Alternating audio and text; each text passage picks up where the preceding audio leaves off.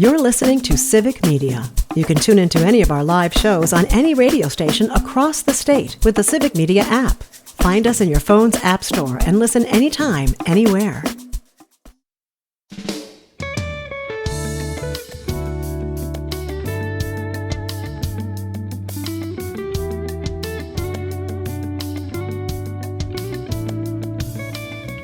Tomorrow on the program, we will welcome Ellie Bordeaux, who puts together our newsletter.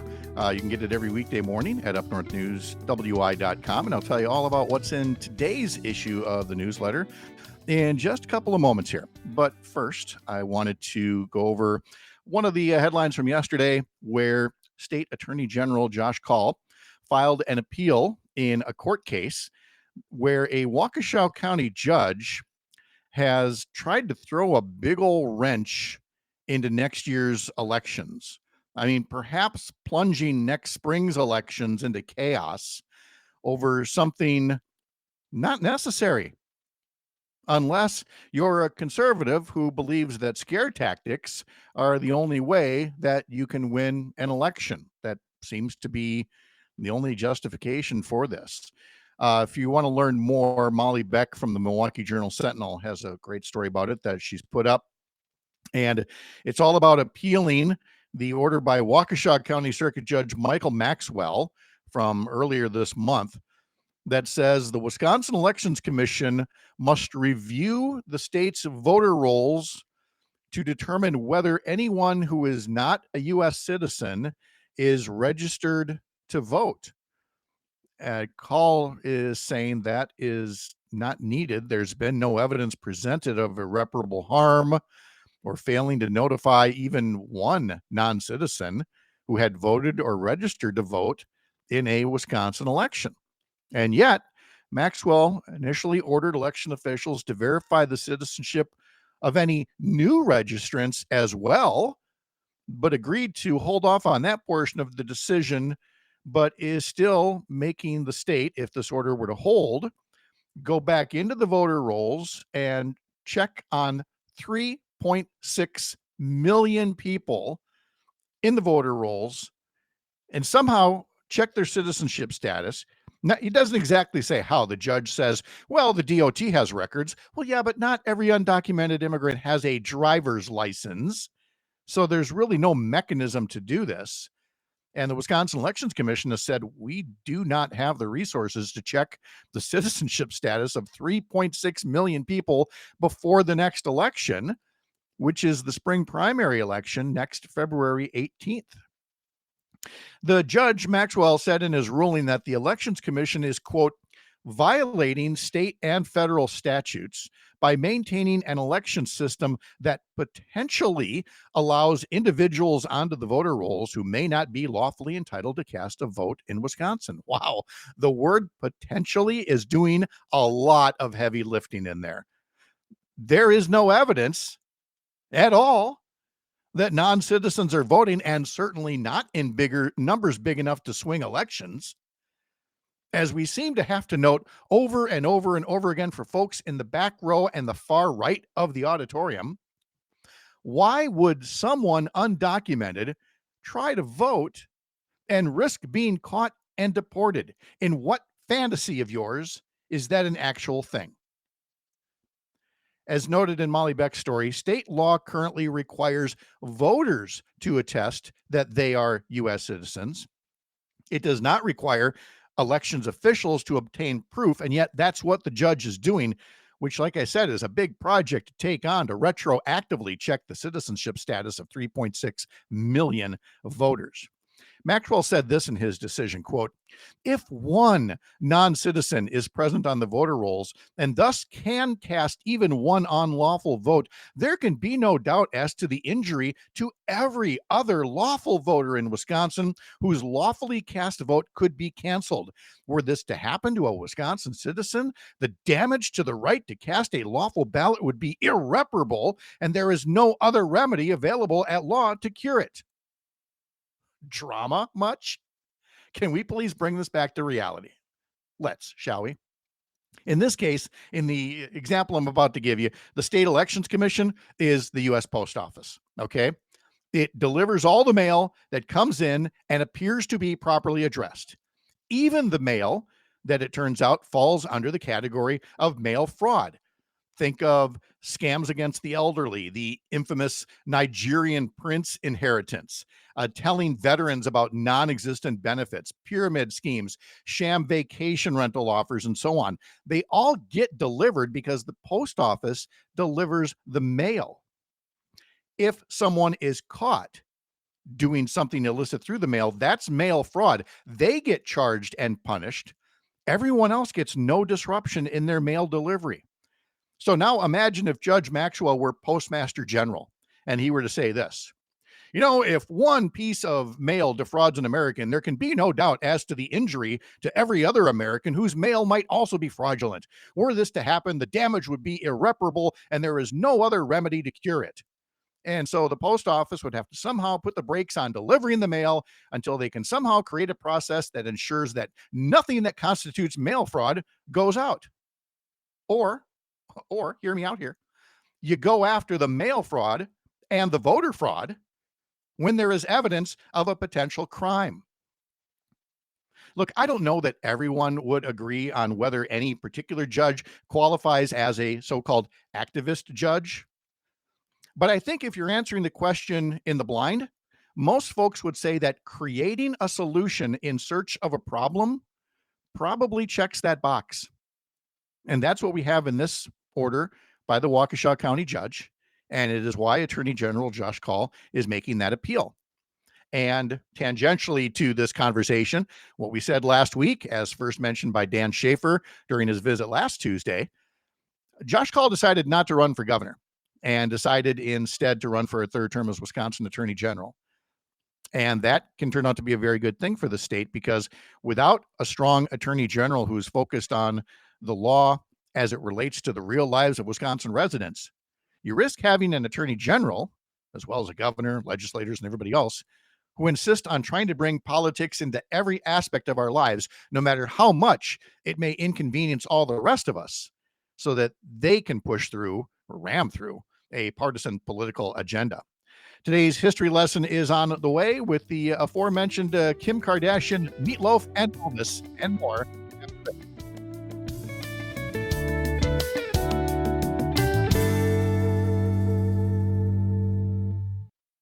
You're listening to Civic Media. Stay up to date on the latest news and information for your local community and Wisconsin by signing up for our free email newsletter. Visit civicmedia.us/email to get started.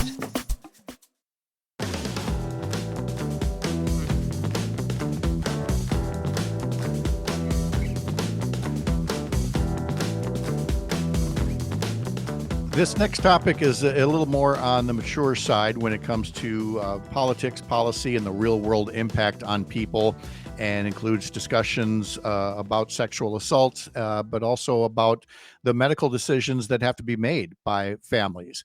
It gets beyond what I would say is just outright game playing that's happening in places like the nation's capital right now, where healthcare to some people just seems to be a case of numbers on a spreadsheet, and that these are very generic concerns. But when it comes to people, families with people who have developmental and other disabilities, this is no game. And we're not just talking about the medications that people need on a daily basis. There is, for an example, a statistic that says somewhere around 80% of women who have developmental disabilities or intellectual disabilities, around 80%, have been sexually assaulted at some point in life.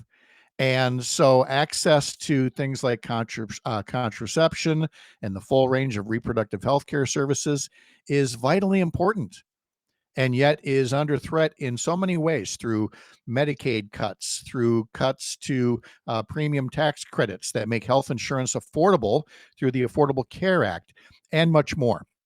It's these kinds of real issues that Megan Lowe has to deal with her daughter, Nora, and she joins us now to talk to us about that from the Merrimack area. Megan, good morning. How are you? Good morning, Pat. We're doing great here. Good. And you have Nora there with you as well. Can you Tell us just a little bit about Nora's story. Sure. Nora is 17 years old. She has what is called Rett syndrome, RETT. It's a neurological disorder. It affects everything she does, but she is a 17-year-old inside, so she understands us. It's just her expressive language and her body control that really hinder her daily life. Yeah, it's a case of like you said, muscle control, speaking, walking, Yep. seizures are a feature as well, Yes. and this is something that does not currently have a cure, as I understand. Correct. No, Okay. there are just ways to mitigate symptoms. hmm So, So that takes us to the need for all sorts of affordable health insurance resources. And mhm. I am going to assume that you are not independently wealthy, and No. that health insurance and medications and things for Nora are are probably a constant struggle. hmm we do have private insurance, but a lot of our private insurance they don't cover a lot of her daily needs. Those are picked up by Medicaid, like her formulas. She eats through a G tube. All of her syringes, diapers, wipes are. Even some of the durable medical equipment, our private insurance does not cover. So I'm really worried to think of families that do rely on ACA. How are they going to get these items that they need for their child to survive on a daily basis? Yeah, because again, so part of it is through Medicaid, and part of it as well would be through these enhanced premium tax credits. These are things that were added through the Biden administration and Congress 4 years back to help Mhm. make these plans under the Affordable Care Act more affordable. So between the expiration of these enhanced premium tax credits for the Affordable Care Act and the approximately $1 trillion in cuts coming to Medicaid, I can only ask you to speak for yourself, but how concerned are you when you hear about healthcare cuts in these two different areas? I'm incredibly concerned because how are we supposed to prop up and support our state's most vulnerable people, especially when they are at risk of such egregious actions just by having a disability and being a woman.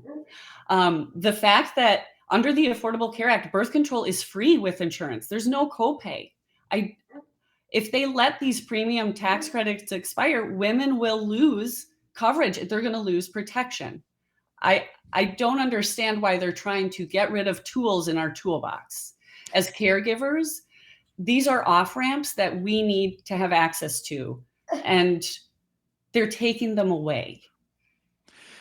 And doing so again to a population that was vulnerable to begin with. But as I noted at the top of the segment here, there is a depressingly large number of sexual assaults of one type or another that take place for women with developmental and intellectual disabilities. And so you had to have this very real conversation about Mhm. making sure that Nora had contraception. Yep. We spoke with her medical team, and they approached it as I was doing it as a caregiver to limit the number of periods, or to make her care easier. And I said, no, the actual reason is because she has an over 80% chance of being sexually assaulted in her lifetime. It's 50% of having it happen more than once. That is the reason why we're putting her on contraception. Um, and then, of course, sure, a lot of women go on contraception for other reasons. And those are just some benefits that we will see when she's on it. So I we cannot lose this for this vulnerable population. This is just so important that we cannot lose this. We cannot lose the tax credits. No, and for folks who might be saying, well, I mean, if she needs virtually 24-hour care. How is it that she's unsupervised? I can tell you, not just as a from a family standpoint, I can tell you from a journalist standpoint. Again, a depressing number of news stories that have been done over the years of people who were, violated by Mhm. people who were in their care for a short time, or Mhm. an acquaintance or anything like that. So this need for contraceptive services is extremely real, along with Mhm. all of the other medications. And then you've got the nature of Medicaid itself, which in Wisconsin covers around 1 out of 3 births to Mhm. begin with. So Medicaid truly is a lifeline to all sorts of families around Wisconsin. Mhm. Without affordable coverage, women are going to lose their right to no cost contraception. Premiums are going to rise. Women are going to pay the price. Women with disability. I mean, what are we going to do? We can't and at the federal level, even as far as the special education, I just feel like this vulnerable group of people, they are just being forgotten about. And I have to say, one, again, startling statistic that I was aware of, being married to an OBGYN, and of course knowing several of them as well, is that there are at times 1 in 5 uninsured women who say they've had to stop using a birth control method because they couldn't afford it. Mhm. And again, that shouldn't be a thing, Megan. No. No, it shouldn't be a thing. That is reproductive health care. hmm Mhm. Megan Lowe is our guest. She's a mom and caregiver to Nora. We're talking about how cuts to healthcare, whether it's Affordable Care Act insurance premiums or Medicaid cuts, are having a real impact on families, and a real concern for families that maybe haven't felt the impact yet, but it sure seems like they're going to if this government shutdown continues on. Have you done outreach to any elected officials about this? Clearly, it's good that you're speaking out about this, but I wonder if you've had interaction with elected officials in the past and whether they share your level of concern. Oh, definitely. Diane Hesselbein and Lisa Subeck, we have been working with them for the Access to Contraception Act. The Republicans, they're not interested. This act would ensure that people have access to contraception and the reproductive care that they need. But it's not going anywhere because we know the political environment in the Capitol. So, I mean, people are talking about it. There is legislation. It's just hard to get things going down at the Capitol. It really is, and we're talking about the state capitol here. You've had Mhm. discussions, I know, with Republican lawmakers, and I mean, do you feel like you've come away that they either don't empathize or maybe don't even believe you when you talk about your concerns? I feel like when it's a face-to-face conversation, they definitely empathize with us, and they seem to support us. That's why I don't understand the disconnect between the actual voting for legislation versus just the lip service. Well, there's another topic that we hear about with that, and that deals with cannabis and legalization Mhm. of THC and things like that. That's something that you're concerned about as well, from the standpoint of pain management and things like that. Definitely. Nora and I are part of the Wisconsin Wellness Coalition. We're working with we actually just worked with Senator Teston and Senator Felskowski. Their medical bill that they are introducing is really great. And I really hope that it gets traction because that also really helps women with disabilities, women and men with disabilities throughout the state. Again, it's our most vulnerable people in the state that seem to be overlooked. Um, this is a safety issue. These people exist. They are loved. They are in our families. They deserve a place at the table. And it's also, frankly, a convenience issue. Wisconsin is quickly becoming an island surrounded by states that have Mhm. provided some form of legalization, at least for, medical use of cannabis products. And Mhm. so there's a whole lot of Wisconsinites that face a very long drive for an Mhm. assortment of services and products right now?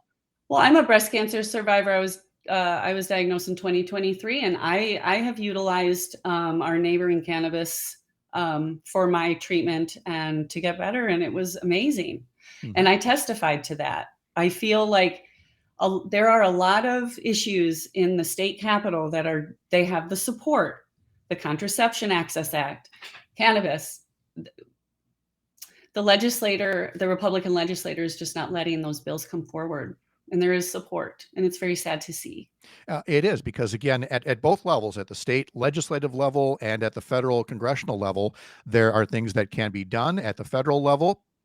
Maybe not slash, $1 trillion from Medicaid, and at the state Yeah. level, maybe accept the Medicaid expansion and cover more people so that they have affordable care. Mhm. So moving forward, Megan, then as people hear about this shutdown and they hear that it deals with healthcare issues like the enhanced premium credits for the Affordable Care Act, what is the ultimate takeaway? What is it that you hope people think about moving forward whenever they start hearing the news reports about the shutdown dragging on? Well, when premiums rise, women are going to pay the price. Congress needs to keep the premium tax credits in place to protect contraception and reproductive care. There is no way around it. I'm not sure what we're going to do for these people if they don't. Megan Lowe joins us from the Merrimack area with her daughter Nora to talk to us more about how this is all real. This isn't just some game that they play in Washington. It's not Mhm. just some stalling that they do in Madison. There are real people and lives affected by this. And Megan, I appreciate so much that you were able to take time with us today and help share Nora's story and your story with us all. Thank you again. I hope you have a good day. Thank you, sir. Thank you, Megan, very much.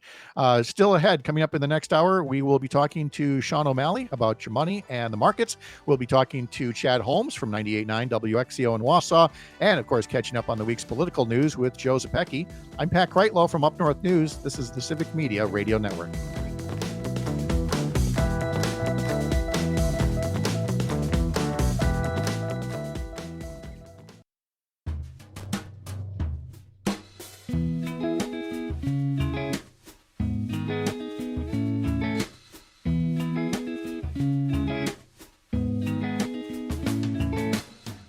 Nice to have you back at 7:35 on this Wednesday morning. Now, there are local news updates throughout the course of our show here, 6 to 9 weekdays on the Civic Media Radio Network. But even as those local updates are happening on most stations, we continue yammering over here from Chippewa Falls and Madison. And if you'd ever like to listen into the show that way or watch what we're doing, there's always the Civic Media app where you can tune into one of the other stations that continues to play the network feed. You can certainly watch what we do on YouTube or Facebook. That would be the Up North News Facebook or YouTube pages, or the Civic Media YouTube and Facebook pages, or you can sign up for us as a podcast. Head over to Spotify or Apple and follow the program that way. And you'll never miss a minute of what it is that we are talking about over here on weekday mornings, like at 7:35, 7:36 now, on Wednesday morning for our homeroom segment when we talk about public education in Wisconsin and its many positive qualities and the many threats that are out there, from privatization, from people playing politics with their schools, people playing politics with school funding in our state. We have a state funding system that is much more convoluted than it needs to be. And each session of the legislature, every 2 years when they write a new state budget, they try to work around the system as best they can. And in this last state budget, legislative Republicans and Democratic Governor Tony Evers finally reached a deal, but it is a deal that is not exactly sitting well with a large number of school districts that are not seeing much of an increase in general state aids. They're seeing some increased dollars in other parts of the budget, like special education. But on the whole, they are still having a tough time keeping up with inflation, conceivably leading to another record round of school referendums across the state. So, joining us to talk more about it is the president of the school board in Viroqua, Angie Lawrence, who was also part of a news conference last week with some state lawmakers to describe the problems in the system and how school districts have to live with the reality of them in the here and now. And Angie Lawrence joins us now from Viroqua. Angie, good morning. How are Good you? morning, Pat. I'm great. How are you? It's nice to have you. I'm very well. Thank you very much. We saw you in this news conference last week talking about the system here, which, again, if you take the party labels out of it and you just look at the system itself, this is not something that you or probably any other school board president would draw up on a napkin someplace and put into effect. And yet you have to learn it and deal with, the realities of the here and now. So let folks know what you were saying last week about general state aid in this new state budget and what it means for school districts like yours. So, number one, we don't even get the budget until October. So that's one of the problems. I mean, school starts, our annual budget starts in July. So I don't know how many businesses run their business by not having a budget until 5, 6 months after their annual year begins. So that's one issue.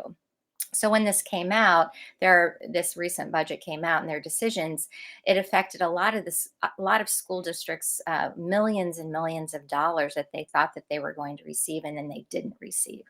That wasn't the case in our district. We received a little over $8,000 less than what we had anticipated, but it didn't affect us as it did many other schools. What has affected us is the voucher program. So the voucher program, and I can give you an example, the Academy of Excellence in Milwaukee, for example, they are going to receive over $50 million this year from our local taxpayers. Their last year, only 18% of their students they either they only met expectations, 18%. Zero exceeded expectations in language arts.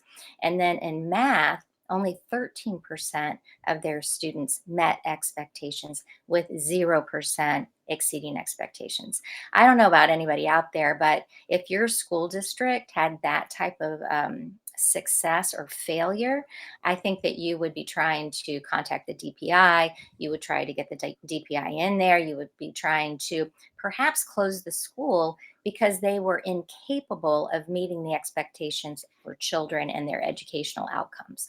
So that's one of the issues. Our school district spent almost $1.2 million from our local taxpayers for the voucher program this last year. So once again, we're supposed to provide a high quality of education for every student, and it's just not happening with this voucher program. They have no accountability. Um, they say on the website that they hope that you'll take the test, but if you don't want to, that's all you have to do is send them an email. So they're not even advocating for students and families to take the test to see how accountable their educational system is in Milwaukee. They also have only 800 of their students actually attend in brick and mortar buildings in Milwaukee. So that means that there's because they have about 3,700 students in their program. They did last year, and so that means that there's 2,900 students that are homeschooled, which that was not the intent of the voucher program, and they're not perhaps testing. They don't know if the students are doing the work, or if the parents are doing the work. They don't know if the students are taking the test or the parents are taking the test. And there's no accountability for these dollars. So I don't believe that that's our legislators' intent, but that's what's happening.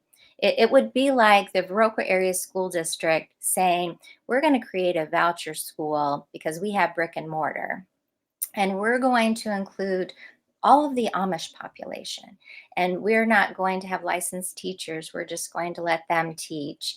And we're going to let them follow their curriculum, whatever that might be. And then we're going to receive funding for it. And once again, I do not think that's the intent of our legislators, but that is something that could happen that would bring dollars to our school district without us really having to do anything at all. I mean, that's ludicrous. We are not going to do that. But those are the types of things that can happen because of how the voucher program is running. And then you spoke out about referendums. So we have passed two referendi in the last 4 or 5 years. One was brick and mortar. We added a very large technical education component to our school and updated the equipment, which was very much necessary, and then made some repairs that were needed. And that was a $20 million referendum. And we were very, very fortunate to have support of our community. But we did have a failed referendum, and that was operational. And then we had to go back to the community and ask for the dollars again. And that this time when we did pass, it was only for 2 years. So now we're going to have to go to a referendum again in another year to ask our community to assist in funding our school. This costs a lot of money. It's a huge amount of time and effort to explain why we need it. Our community, like I said, is very philanthropic. They support schools. But why are we going every 2 or 3 years to referendum? And a big part of it is the state budget. The state budget only lasts for 2 years. So we never know what's going to happen in the next 2 years. If they're going to take money away from us, if they're going to add a small amount, if it's going to meet inflation. So this has become a huge problem for trying to operate our school districts and prepare for the future. And there's also a bunch of inequity. I mean, I could go on and on forever with this, but it's creating more inequity for students because your poor communities are failing at a very large rate their referendum that they're trying to pass. And your wealthy school districts are passing their referendum. And so that's creating, like I said, a huge separation between the haves and the have-nots. And I believe in every child receiving a very high level of education, and I'm sure all your listeners do as well.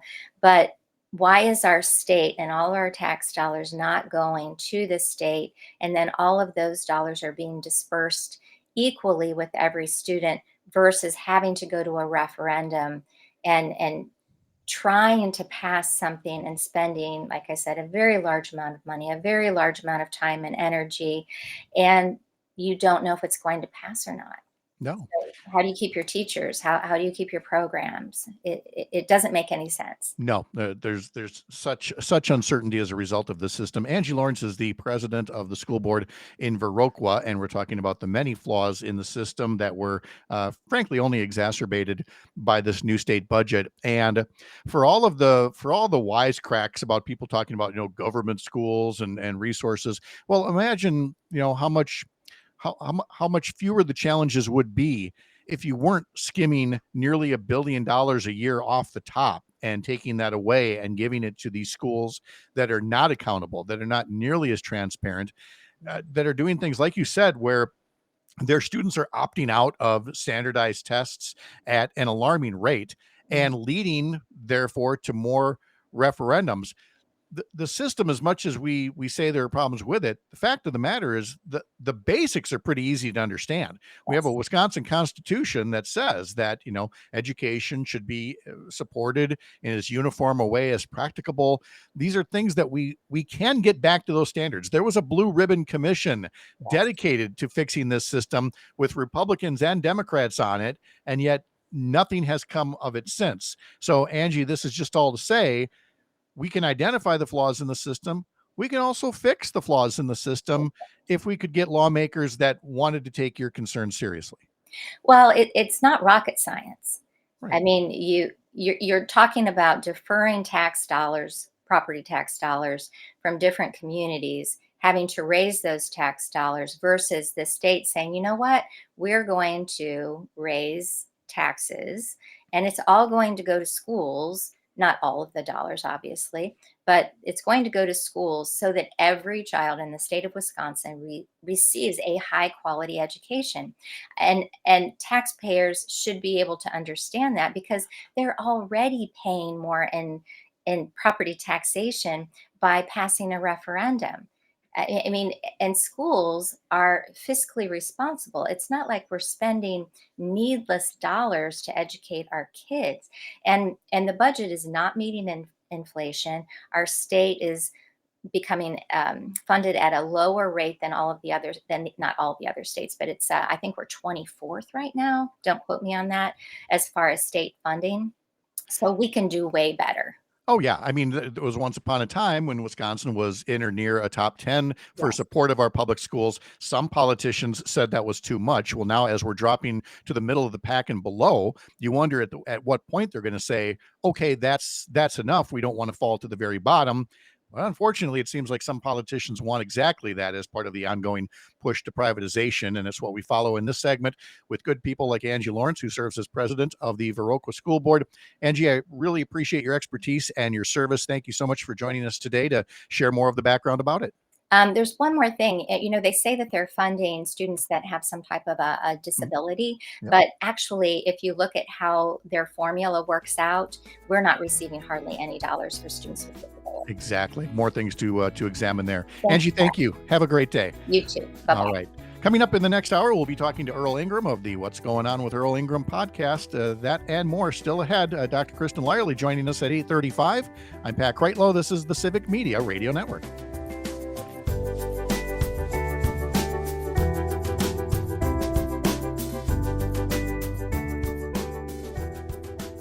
You're listening to Civic Media. Find the latest news, information, and archives of all your favorite shows on the Civic Media website, civicmedia.us.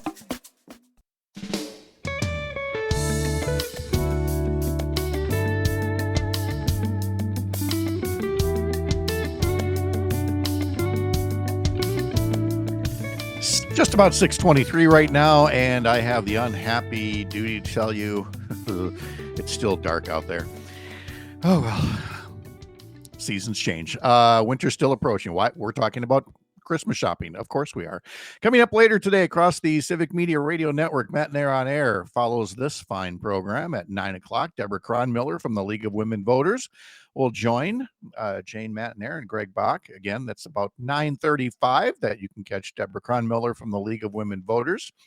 Todd Alba, who had a birthday yesterday, is but not old enough to retire, contrary to public opinion. He'll have his show today from 2 to 4. I will be joining him along with Trygve Olsen from the Lincoln Project right off the top, just after the news at 2 o'clock. And the Maggie Dawn Show this afternoon from 4 to 6. Coming up at 5 o'clock, she will have officials from the group Kids Forward on how the government shutdown has led to the real possibility that SNAP nutritional benefits may start to run out because of the shutdown.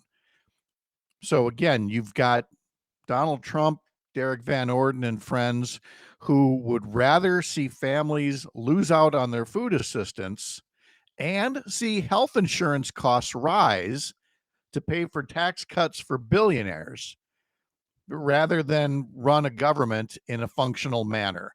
And so Maggie will have more about that with her guests just after 5 o'clock here on the Civic Media Radio Network. To learn more about any of these shows and much more, head to civicmedia.us.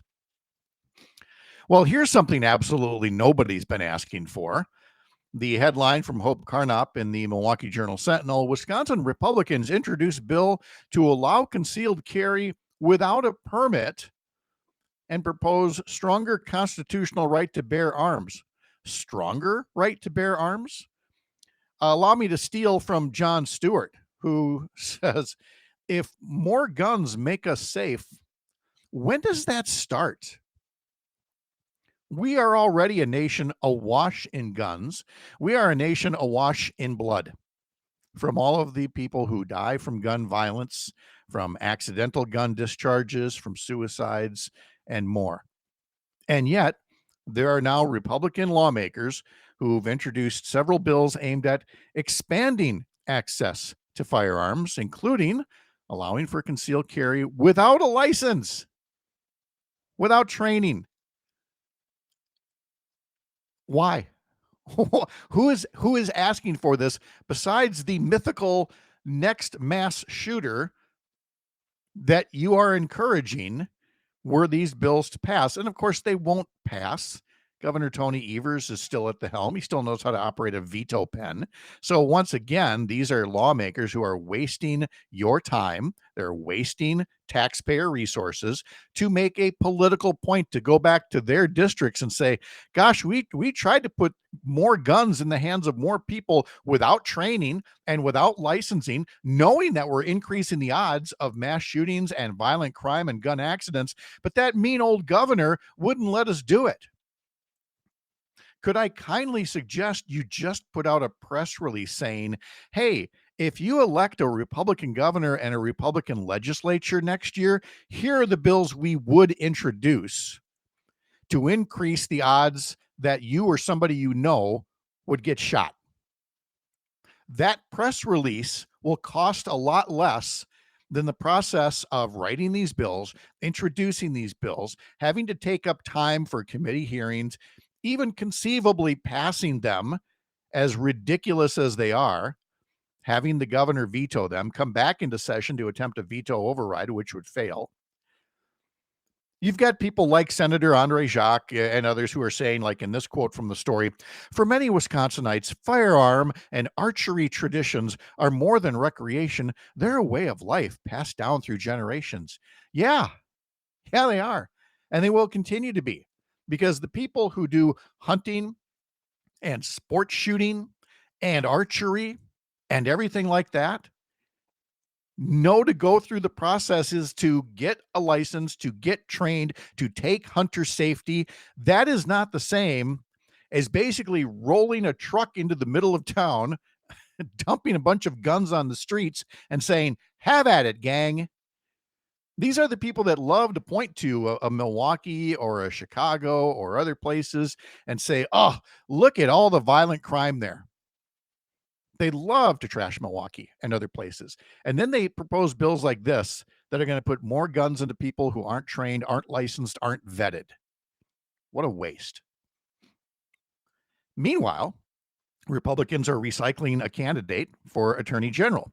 The district attorney in Fond du Lac County, Eric Toney, has officially launched a second campaign for Attorney General. So there will likely be a rematch with Josh Kaul, the incumbent Democratic Attorney General, who beat Eric Toney last time around. Now Josh Kaul has decided he wants to run for a third term as Attorney General, and Eric Toney wants to take him on again. Well, what do you think Eric Toney talked about in announcing his campaign? I'll just give it. Here it is.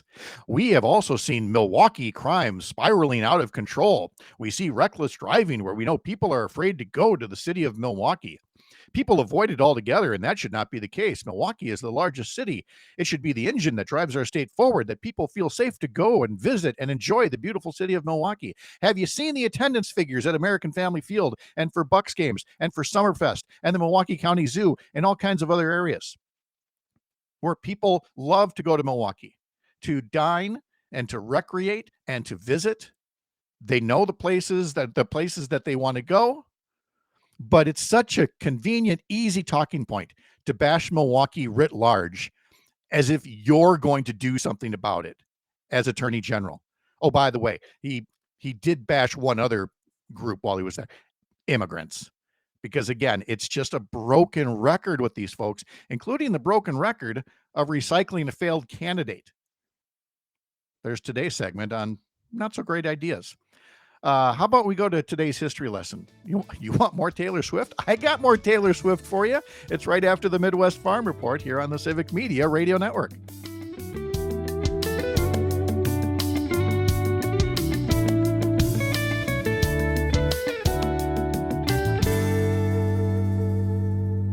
The national news cycle never stops, but it can be hard to find news about your local community. Civic Media is dedicated to providing quality local and state news coverage across Wisconsin. With the Civic Media app, you can get notifications about local stories that matter to you and your community. Find the free Civic Media app in your phone's app store and choose notifications from the menu to tell us what kind of news you want to hear about.